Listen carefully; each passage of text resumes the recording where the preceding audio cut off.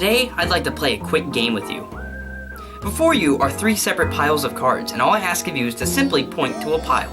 Sitting aside is a prediction that I have written before the trick began. On the count of 3, you will do as instructed. 3, 2, 1. Have you selected a pile? Let's suppose you selected this pile right here.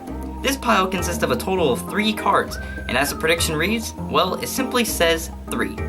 Checking the pile that was chosen reveals that there were only 3 cards in this pile, while the rest have 4. Why does this work, and why do you feel as if you had a free choice? Answer lies within the way that your brain perceives choice. Besides this being a fun party trick that we played in the beginning, psychologists are actually using this as a way to study human behavior and why we are influenced. Personal agency. This is the word that defines the exercise of free will, the paths we go down, and the consequences that are brought by them. SimplyPsychology.org gives us a great read and insight into how the choices we make affect us as people.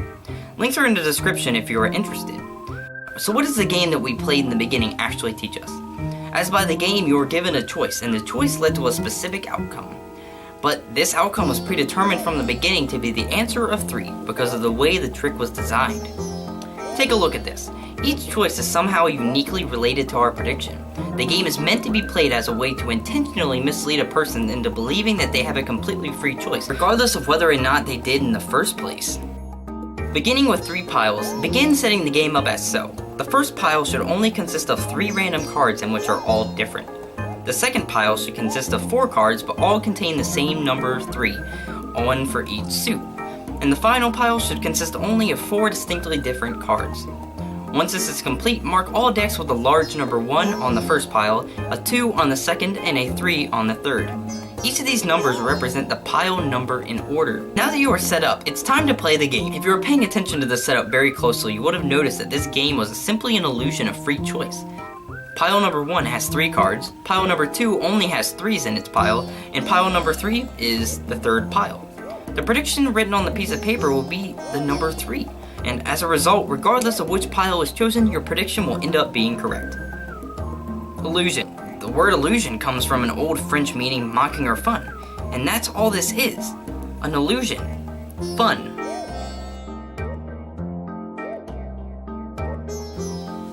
Conscious reflection on our own behavior is seen as the best way of achieving goals and learning from our past mistakes.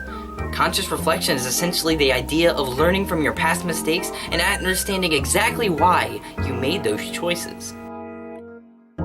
But magic isn't only based on the idea of choice. Sometimes it's all about fooling your brain. Stare at this image. What do you see? The following image is a checkerboard pattern with 2 distinctly labeled squares, A and B. Square A is clearly darker than square B.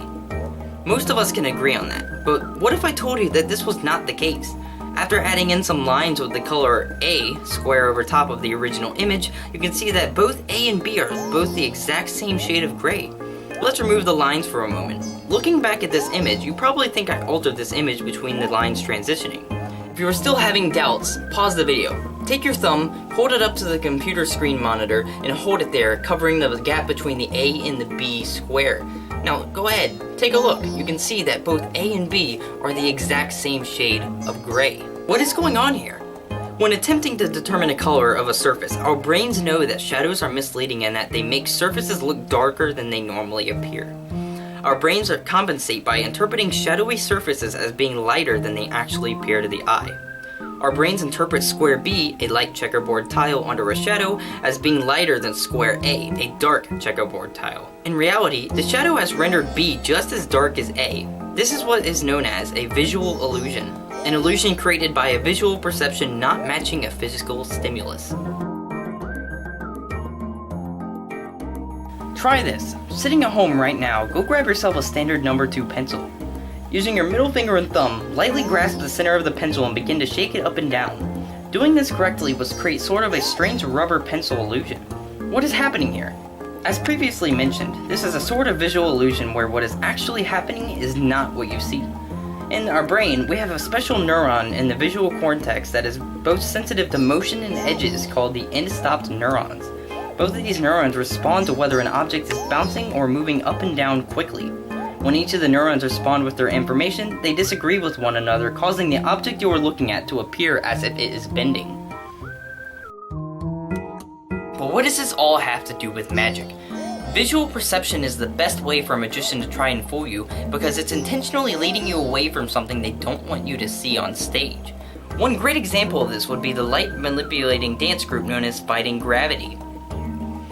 This dance group only uses the manipulation of how your brain perceives light in contrast with dark to create these spectacular illusions.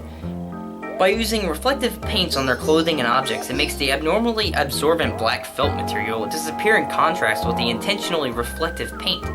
This, and combined with skilled movements and choreographed dances, these performers are able to disappear and float on stage without any more than simple physics.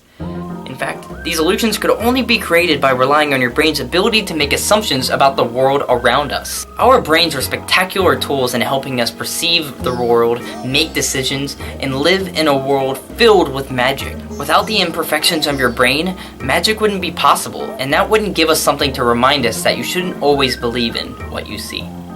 Thank you, and I'll see you next time.